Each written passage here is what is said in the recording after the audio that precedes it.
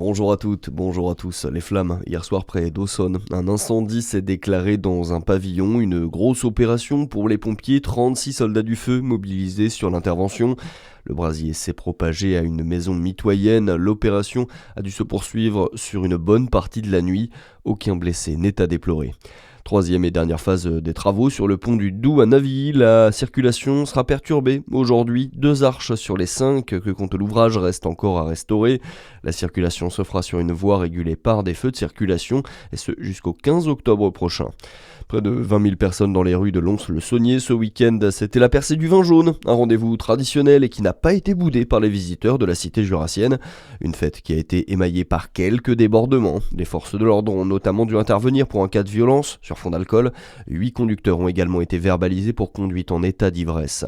Dans le reste de l'actualité, Donald Trump dit encore espérer pouvoir conclure un accord avec l'Iran. Le président des États-Unis s'est exprimé hier, quelques heures après la mise en garde du guide suprême iranien, Ali Khamenei, qui a alerté sur le risque d'une grande guerre régionale.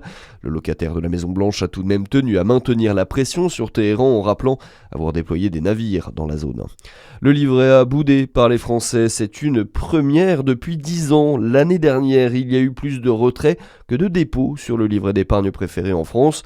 La faute à l'effet taux. Sa rémunération n'a cessé de baisser et a encore diminué au 1er février. Elle est passée de 1,7 à 1,5%.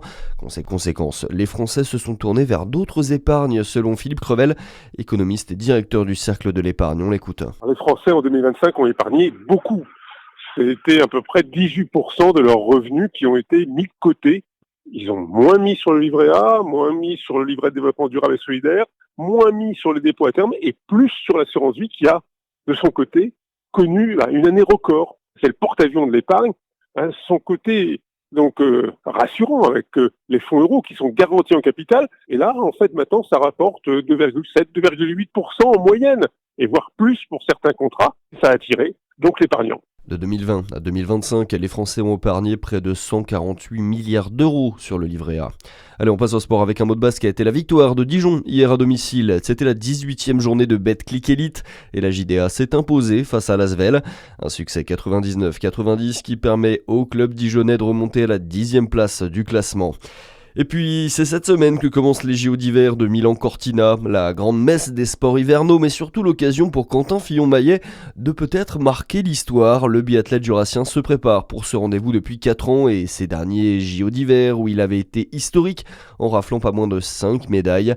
Il pourrait faire tomber le record de Martin Fourcade qui avait décroché 7 médailles olympiques au cours de sa carrière. À suivre, votre météo sur Fréquence Plus.